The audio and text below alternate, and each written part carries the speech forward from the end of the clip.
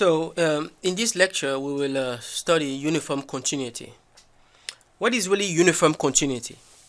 Uniform continuity represents a stronger form of continuity.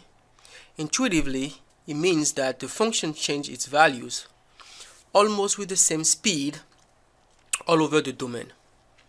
It doesn't change its value very rapidly near some points and very slowly near other points. Uniform continuity is also important because it's a superior form of regularity of a function. It is somewhere sitting in between what it means to be Lipschitz and what it means to be continuous in the regular sense that we've seen it. The concept of uniform continuity also has tremendous application in integral calculus, and it allows to simplify many important proofs. In any case, let's get started. So, roughly speaking, we'll say that f is uniformly continuous on A if we can guarantee that f of x and f of y are as close as needed just by requiring that x and y are sufficiently close. In other words, we can make the difference between f of x and f of y as small as needed by requiring that the distance between x and y is sufficiently small. So that being said, the idea behind uniform continuity can be expressed with the following definition.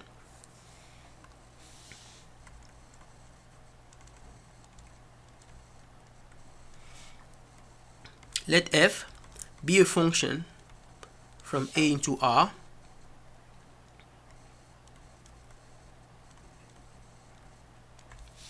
we say that f is uniformly continuous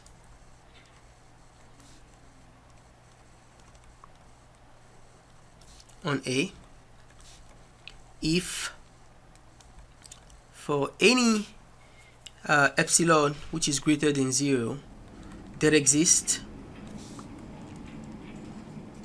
a delta which is positive such that for any x and y in A with the distance between x and y less than delta, we have that the distance between f of x and f of y is less than epsilon.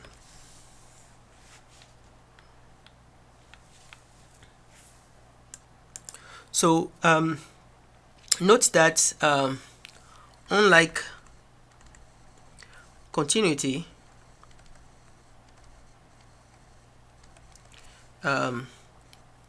which is a local property,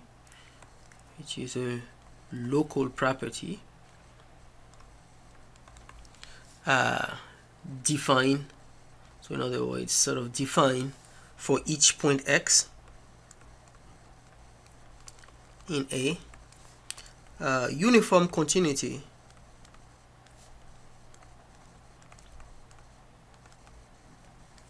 is a global property in the sense that it cannot be defined for each point x. It involves couple of pairs of points in the domain of A. Next, I would like to introduce the concept of sequential criterion. So what is a sequential criterion here?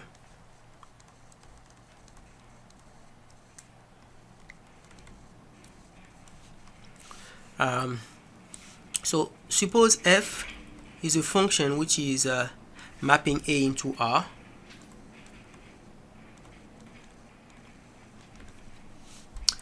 We say that f is uniformly continuous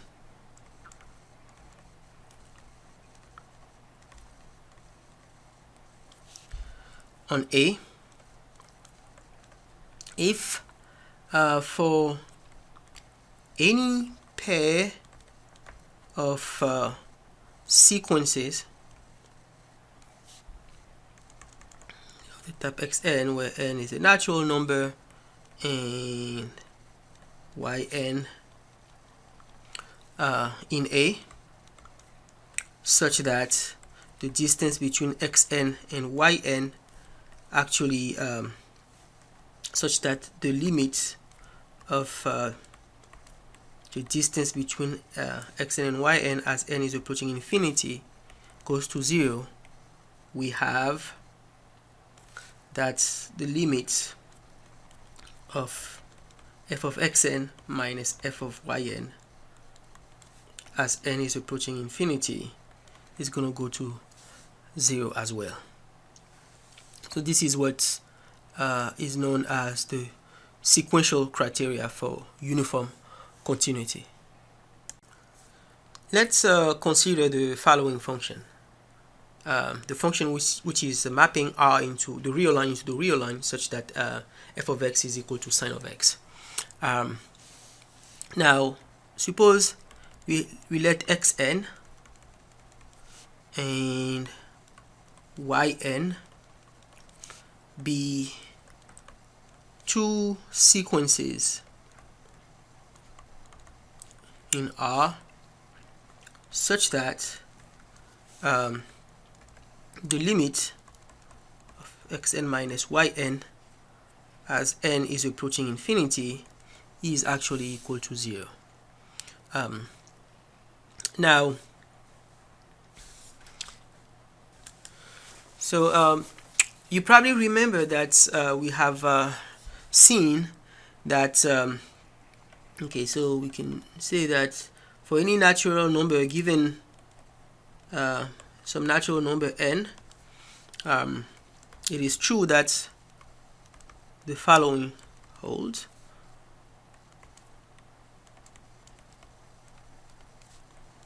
It's going to be less or equal to xn minus yn. This is something that we've seen in section 5.2, and this is precisely in the section of combination of continuous functions. Okay, so now the point is by assumption we'll have then that okay, 0 is less or equal to the limit as n is approaching infinity of sine of xn minus sine of yn, which is less or equal to limit as n is approaching infinity of xn minus yn, which is going to go to 0 by assumption.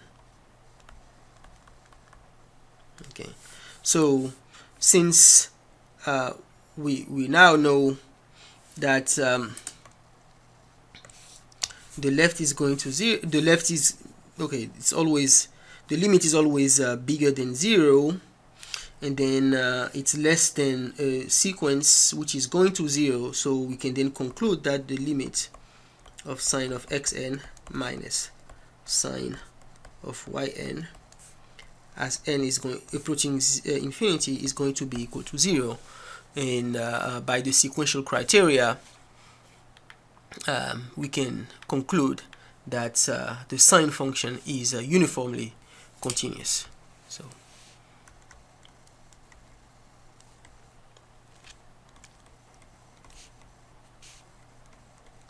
criterion, the sine function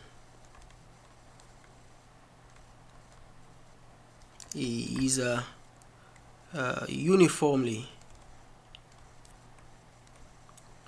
continuous.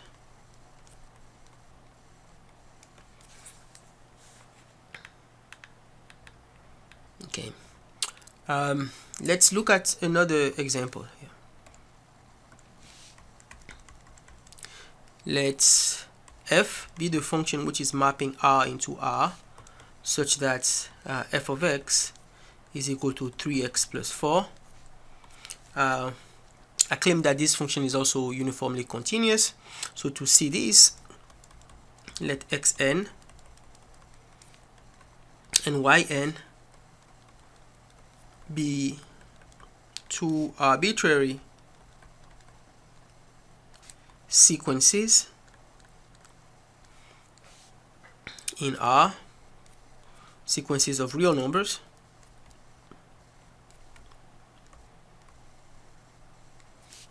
such that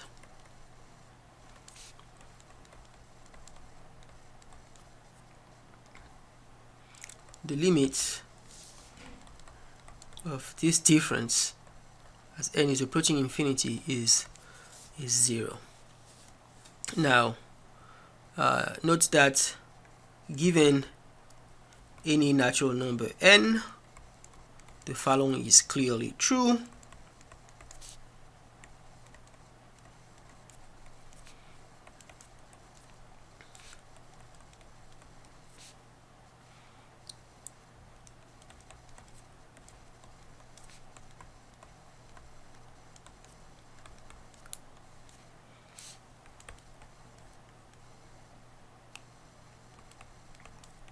Okay. And as such,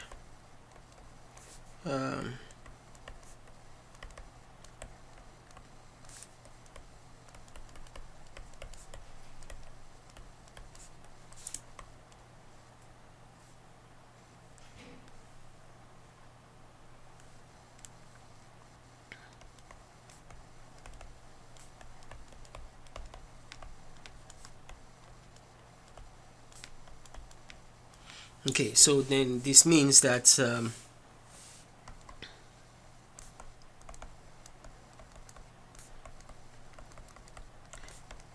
this is going to be 0, and then we can conclude by the again by the sequential criterion of continuity, of uniform continuity. Then the function f of x is equal to 3x plus 4 is uniformly continuous. Okay, so now let's list some non-uniform continuity criteria. Again, suppose that we have a function f.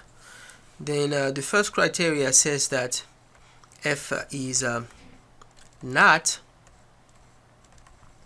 uniformly continuous on A if and only if there exists some epsilon which is positive, such that for any delta which is positive, there exists x and y in A such that the difference between these two is less than delta, but the difference between f of x and f of y is greater or equal to epsilon. A third criterion says that f is not uniformly continuous on A. This is equivalent to the condition that there exists a delta.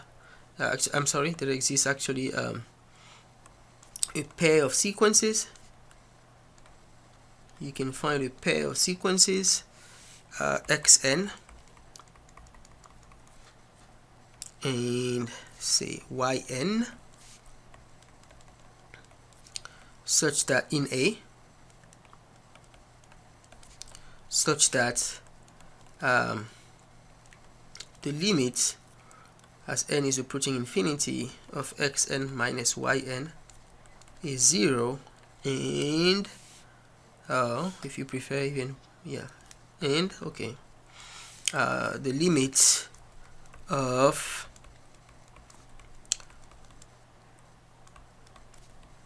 this when n is approaching infinity is not 0.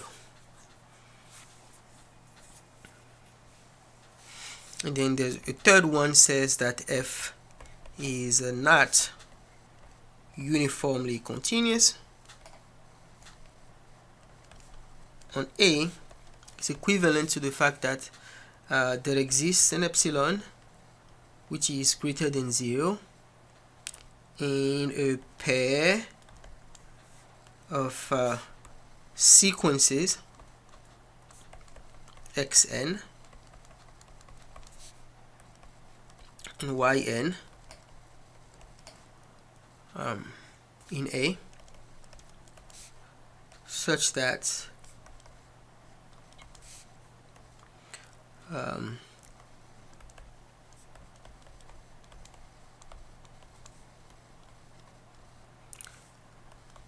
this goes to 0 and the limit as n is approaching infinity of f of xn minus f of yn is somehow greater or equal to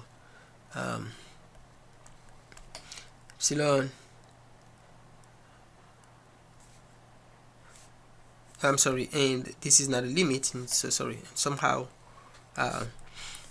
the distance between f of xn and f of yn is greater or equal to 0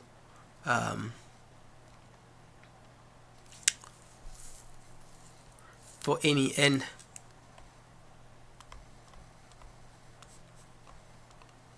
which is a natural number.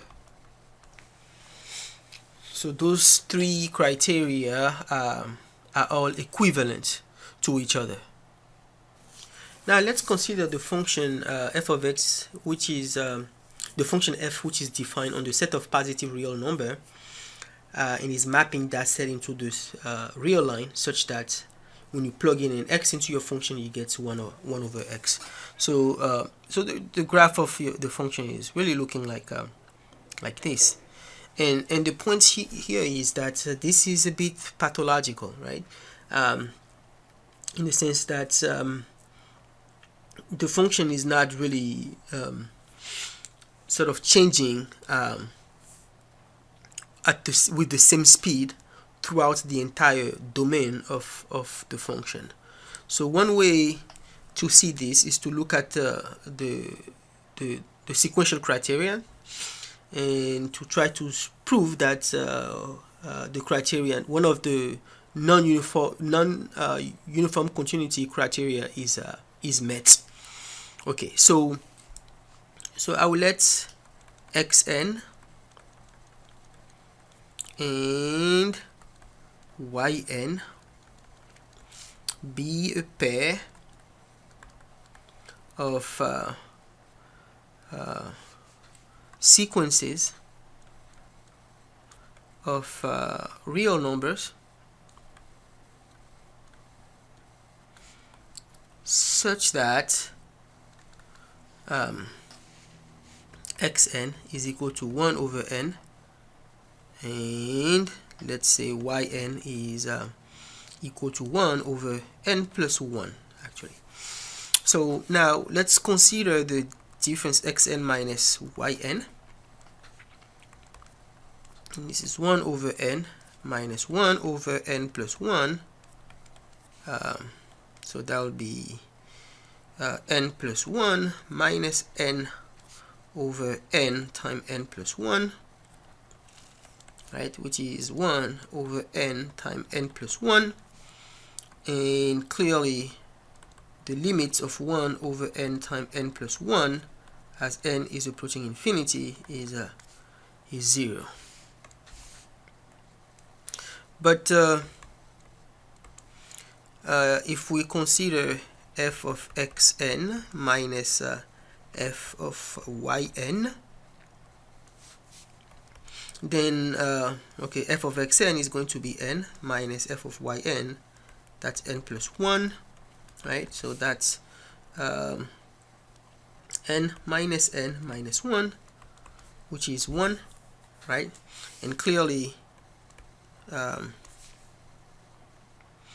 limit, although this is convergence, it doesn't converge to 0. It's 1, which is not 0. as such, f is not uniformly continuous.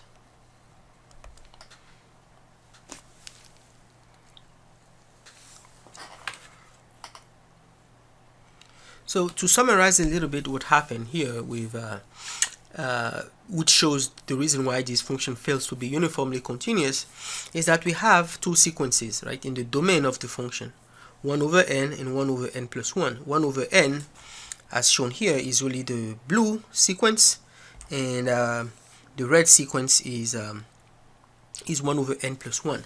And so the point is, as you can see from the graph of these two sequences, is that as n is getting bigger and bigger, the sequences are getting closer and closer to each other, right, in distance. So in fact, here is a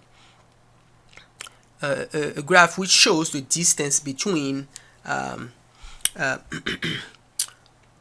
between the same terms between terms of each sequences, right? So you take xn minus yn and you take the absolute value, and you can see clearly that the behavior is that it's the distance is getting closer and closer to 0. Okay, so that distance is going to 0. But the point is, if we try to compute the distance between the image of those two sequences, we get the constant function 1. So somehow, although the distance between consecutive the distance between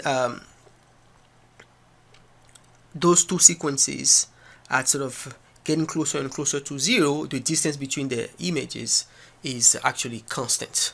So the function is not really changing at the same rate everywhere. This is what is preventing the function from being uniformly continuous. Let us consider another example. In this example, we take a function which is mapping the real line into the real line, such that f of x is equal to x squared. Now again, we'll show that this function is not continuous on the real line, and to see this, let xn and yn be sequences defined as follows. Xn is n plus 1 over n, and let's say yn is equal to n. Then if you take xn minus yn, what do we see? Well, we see that we get n plus 1 over n minus n, which is of course 1 over n, and you can see here that the limit of 1 over n as n is approaching infinity is going to be 0. However,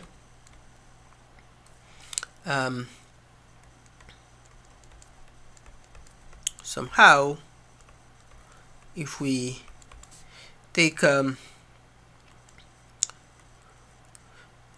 of xn, we get n plus 1 over n square minus n square. This will be n square plus 2 times n times 1 over n plus 1 over n square minus n square, and this gives 2 plus 1 over n square, and the limits of this sequence as n is approaching infinity is 2. Right, so since 2 is not 0, then this means that f is not uniformly continuous.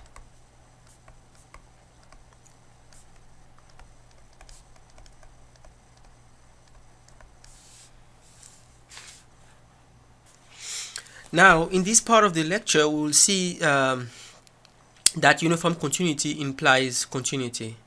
So essentially the relation between uniform continuity and continuity is the one shown in this diagram. So uniform continuity does imply continuity. However, in general, it's not true that continuity implies uniform continuity. In cases if that's continuity implies uniform continuity, it's only when the function f is defined on a compact interval. So what does that mean? So in cases where you have a function which is defined on, let's say, set I, such that I is let's say closed and bounded subset of the real line. By closed we mean a set which contains all its boundary points. So whenever I is closed and bounded, then we say it's compact. Okay, so this too means compact. So again, uniform continuity implies continuity. Generality continuity does not imply uniform continuity. An example is that of x squared. However, if you have a function which is defined on a compact set, then continuity does mean uniform continuity. Okay, so let's so the following theorem says that if a function f is uniformly continuous, then it must be continuous. Okay, so let f be a uniformly continuous function.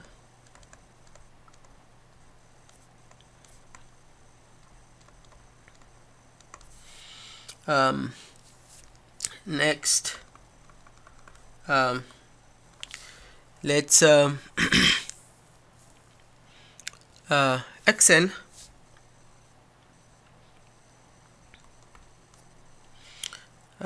be, let xn be a sequence of real numbers in A. Okay, so first I would say let C be a point in A, and let xn be a sequence of real number in A converging to C. We may think of so let's, in fact, okay, so let's yn, okay, be the constant sequence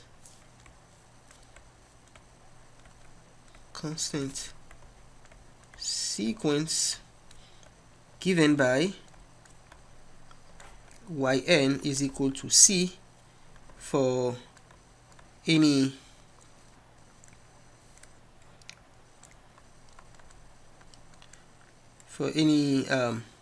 natural number n. Now, since f is uniformly continuous, it follows that the limit of f of xn minus f of yn when n is approaching infinity is going to be equal to c is going to be equal to the limit of f of xn. I'm sorry, it's going to be equal to 0. However, the limit as n is approaching infinity of f of xn minus f of yn is the limit as n is approaching infinity of f of xn minus f of c. So by the sequential criterion of continuity, f is continuous at the point C. And since C is taken to be arbitrary,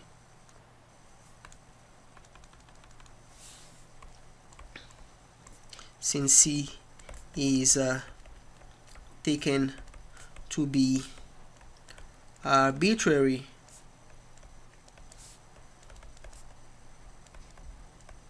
it follows that f is continuous at on A.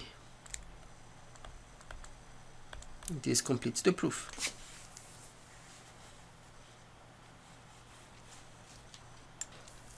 So we'll prove here the uniform continuity theorem, which says that a function which is continuous on a compact set, or a compact interval for us here, meaning a closed and bounded interval, then the function must be uniformly continuous.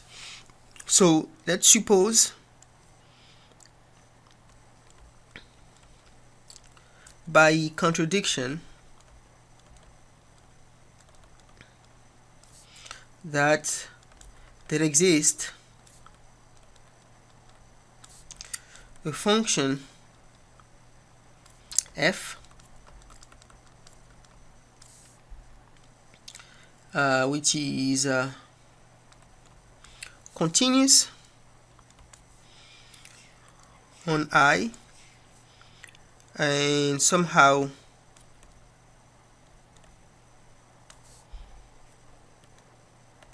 is not uniformly continuous.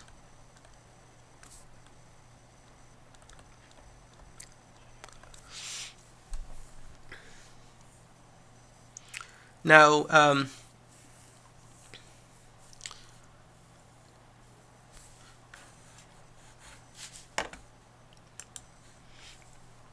by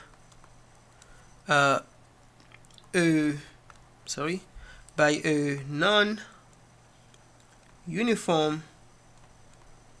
continuity criterion,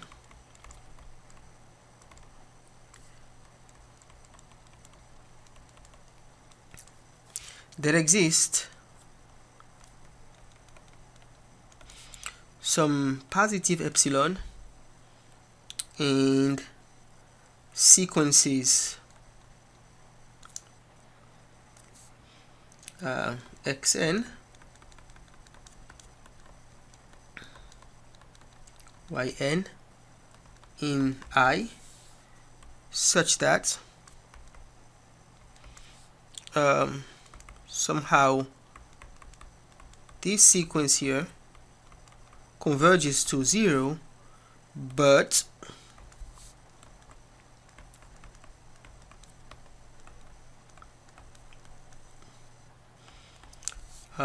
is greater or equal to epsilon for all natural number n.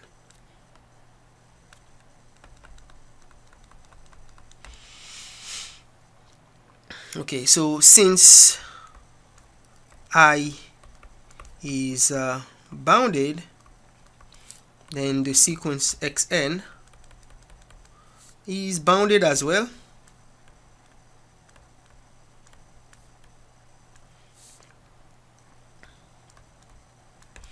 And by the Bolzano-Weierstrass theorem,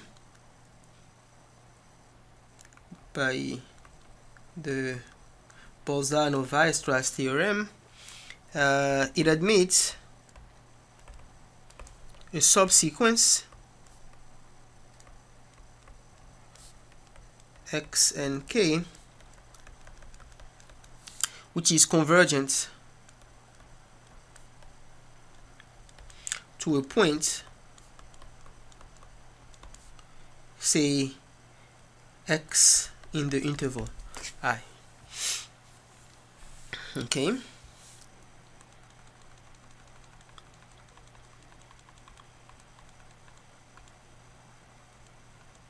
Now observe that y and k minus x is equal to y and k minus x and k plus x and k minus x, which is less or equal by the triangular inequality y and k minus x and k plus x and k minus x, right? So notice here that I just cleverly rewrote 0. So now we have that 0 is less or equal to y and k minus x, right, which is less or equal to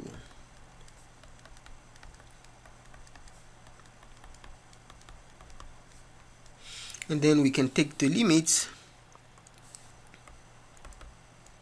as k is approaching infinity and take the limit of this as k is approaching infinity, and what you get here is that this is going to be a limit of y and k minus x and k as k is approaching infinity plus the limit of x and k minus x as k is approaching infinity. Now notice that the first goes to 0 by uniform continuity, right? So this here is going to go to 0 by uniform continuity, and the second also goes to 0. Okay, so this gives us that the limit of y and k, the absolute value of that, is going to go to 0, and we can then conclude, in fact, that the limit of y and k as k is approaching infinity is going to be x. Now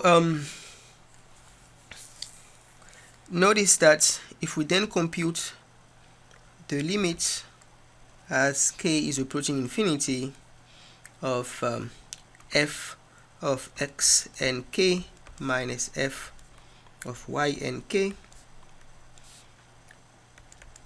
the fact that f is continuous at x tells us that this will be equal to the limit as k is approaching infinity of f of x minus f of x, which is going to be equal to 0, and these contradict, this stands in contradiction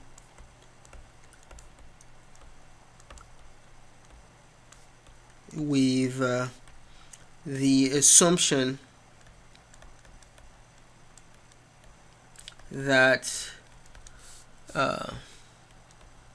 f of x and k minus f of y and k is greater or equal to epsilon for any k.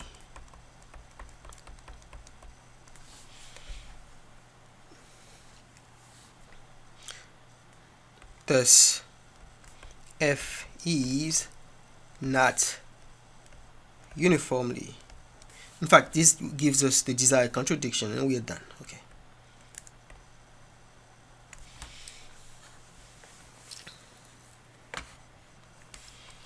Now let's f be a function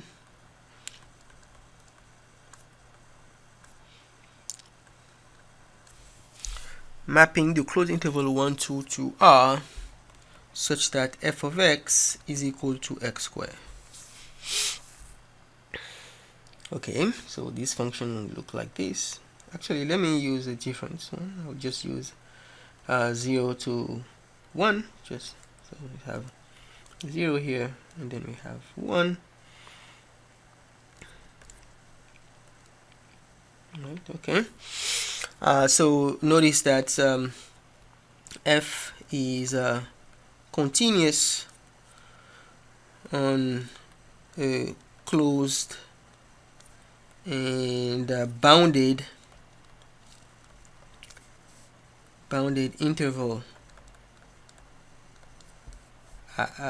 0 to 1. So from our previous result, f is uniformly continuous.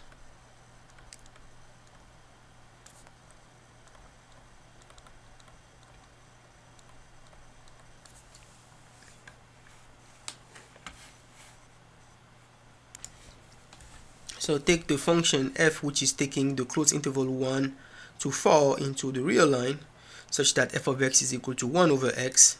Again, you can see that f is continuous on the compact set.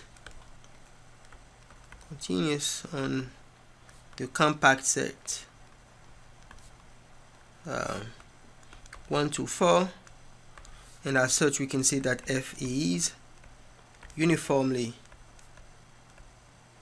continuous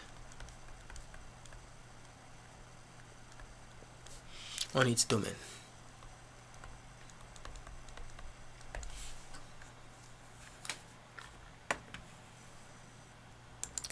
So perhaps it's worth actually revisiting why this function is uniformly continuous. So the idea here will be to pick, let xn and yn be sequences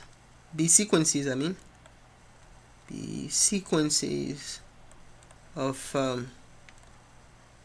real numbers in 1 to 4, such that the limit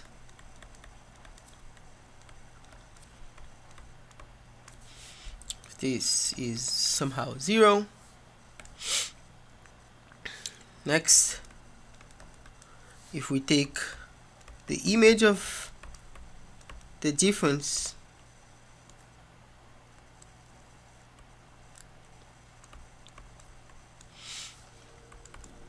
get 1 over xn minus 1 over yn, so that would be yn minus xn over xn yn, which is of course 1 over xn yn minus xn. Now the fact that, so since for every natural number n, xn is in between 1 and 4, and 1 over 1 is less or equal to yn, which is less than 4, we obtain that 1 is less or equal to xn times yn, which is less or equal to 16. And 1 over 16 is going to be less or equal to 1 over essentially xn yn 1. Okay, so if I call this your star,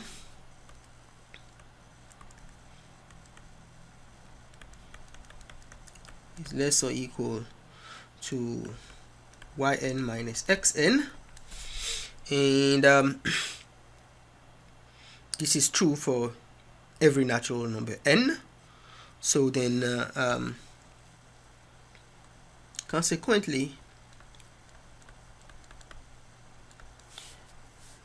the limit of f of xn minus f of yn when n is approaching infinity is less or equal to the limits of this, which of course we have assumed is going to 0. So more concretely, we can of course appeal to our previous result to conclude that this function is uniformly continuous on its domain, or we can also use this argument.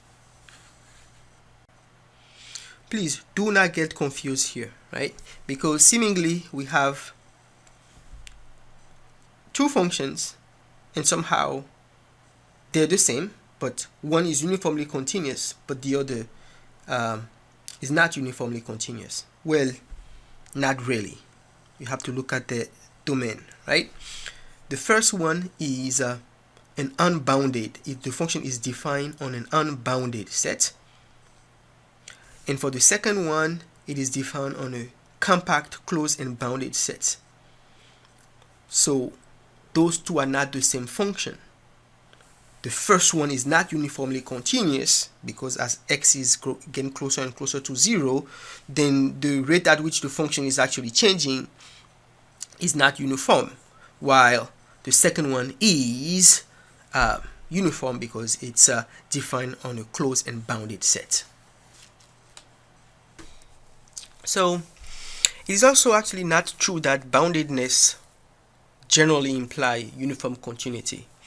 And to prove this, let me give you a counter example. We'll let the function f which is defined, which is taking the real line into the real line, such that f of x is equal to cosine of x square. The square is inside.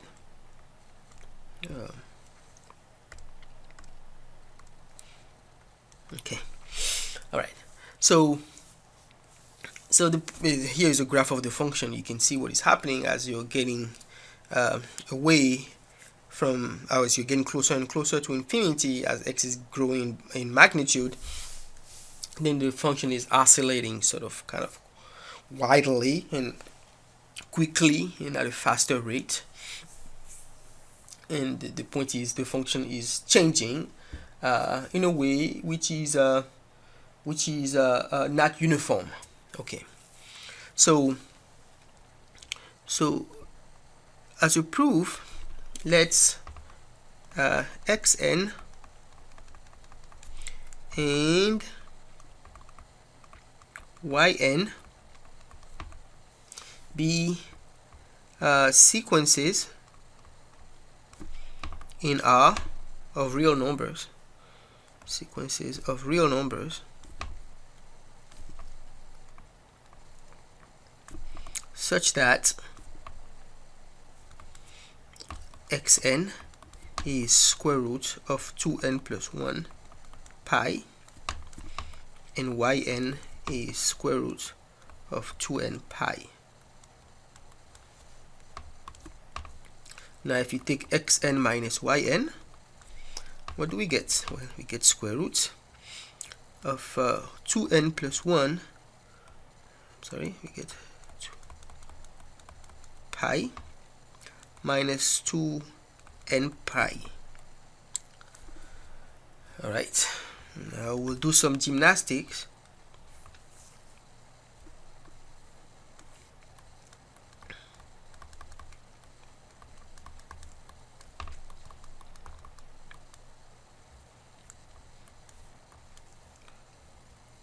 Okay.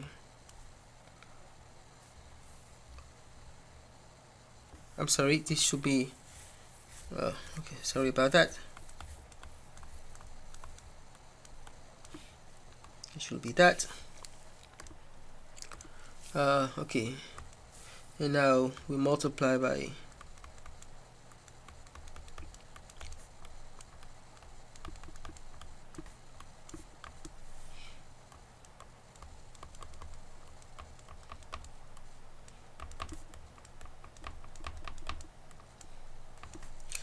okay, so you sort of multiply top and bottom by its conjugate. Okay, so you have this here. Okay, and then there's absolute value. I'm sorry, and then there's this absolute value here. Okay, so this will then be absolute value of 2n plus 1 pi minus 2n pi, actually over square root of 2n plus 1 pi plus square root of 2n pi. And because the difference of these two is positive anyway, we can remove the absolute value, right? So we get 2n pi plus pi minus 2n pi over square root of 2n plus 1 pi plus square root of 2n pi. Those two cancel each other out, and you get pi over square root of 2n plus 1 pi plus square root of 2n pi. And now we take the limits. If we now take the limit of this, we get 0. Okay, the limit as n is approaching infinity of xn minus yn, okay, will be equal to 0.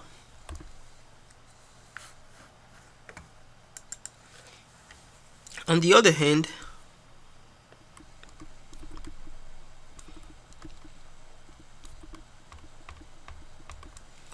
if we take f of xn minus f of yn, the absolute value will be cosine of xn square minus cosine of yn. I'm sorry, the square should be inside. I keep doing that. Okay, but that will be cosine of 2n plus 1 pi minus cosine of 2n pi, right?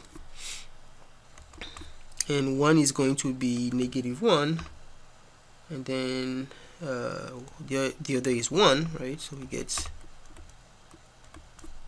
of course, which is 2, and this is true for every natural number n. Okay, so then the limits of this, so this is a constant sequence.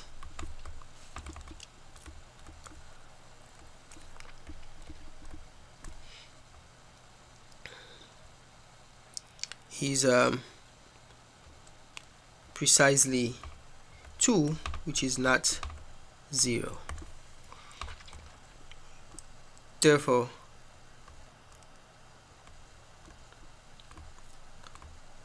f is not uniformly continuous on R.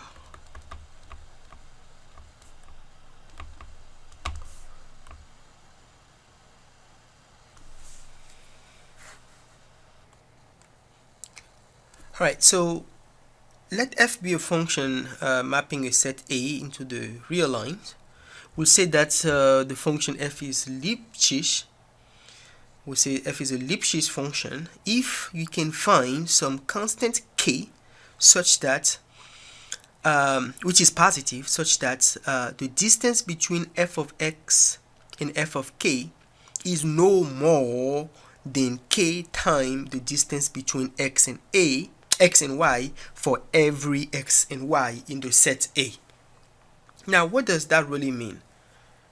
Can we try to at least geometrically understand what it means for a nice function to be Lipschitz?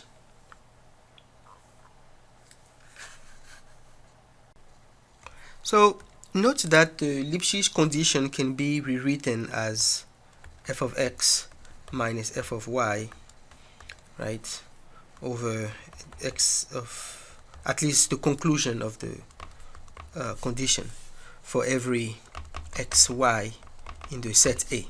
Okay, so if you pick 2 points here, let's say these points here and then the second point there, and then we look at this ratio. So essentially this ratio is going to be the slope of the secant line passing through these 2 points, right? So it's going to be the slope of this secant line here. And so essentially the Lipschitz condition tells us that the set of all slopes on the graph of f must be bounded by a constant number k. That's the idea. Regardless of which pair of points you pick, and take a slope passing through, and take the secant line passing through those 2 points, the slope of that secant line must be bounded above by k. Okay, so somehow this actually impose some type of regularity condition on the function f, and the function can't really be oscillating too much. Our next result says the following. If we let f be a function taking set a into the real line, if this function is a Lipschitz function, then it has to be uniformly continuous. However, the converse of this statement is not true. In other words, there exist functions which are uniformly continuous, but they're not Lipschitz functions. Okay, so let's xn and let's say yn be a pair of sequences in A, such that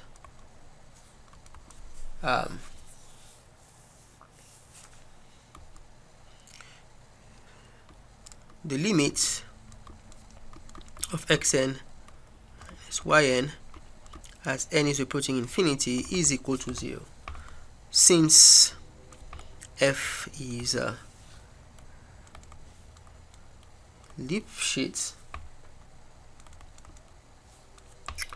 on A, it must be the case that first of all, observe that we'll have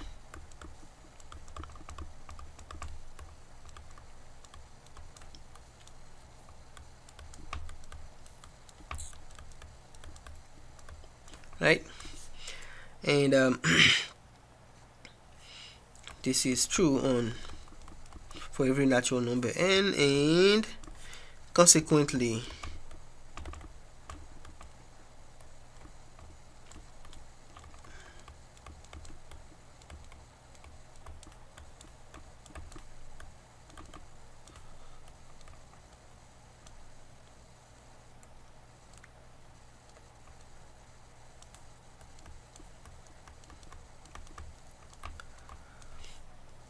which must be 0.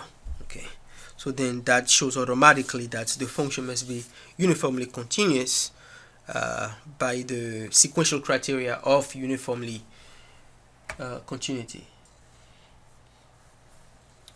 Okay, so let's suppose we consider this this function f, which is defined from 0 to 5, and it's given as f of x is equal to 3x squared plus 2x plus 1. Now let x and y be 2 points on this interval, right? Then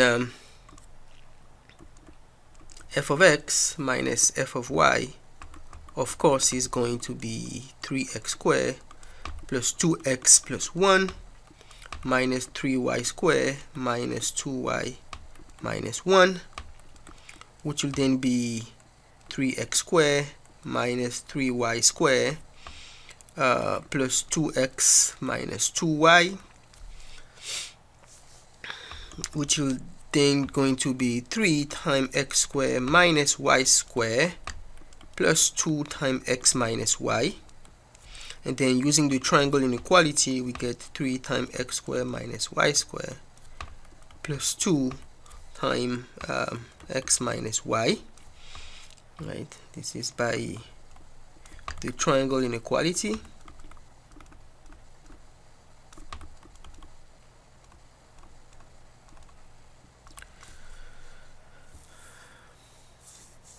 Okay,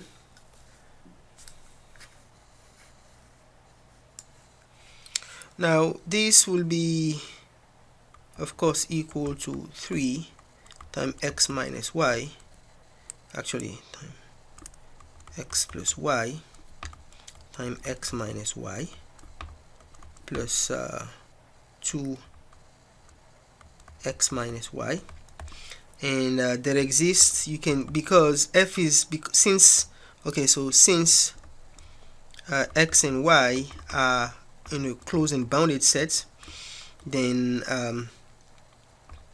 there exists some, let's say, q, which is a positive real number, such that 3 times x plus y is going to be less or equal to q. So call this here star. So then star will become less or equal to q times x minus y plus 2 times x minus y, which will be equal to x minus y times q plus 2. So this will be our k, right? So we have found then that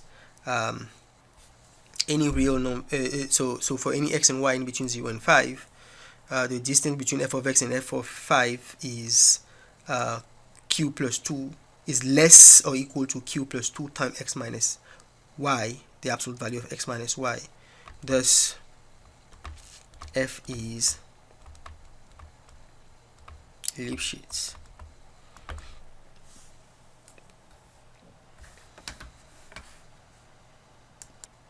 Okay, so in concluding our lesson and our class as well, we'll summarize with the following diagram.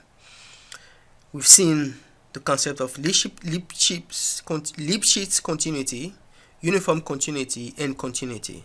And we've seen that Lipschitz continuity implies uniform continuity, and uniform continuity implies continuity. So Lipschitz continuity is stronger than uniform continuity, and uniform continuity is stronger than continuity. And these arrows are really pointing in just from one direction to another. You can sometimes reverse from continuity to uniform continuity, but this is only this happens when the domain of your function is compact, in the sense that it's closed and bounded.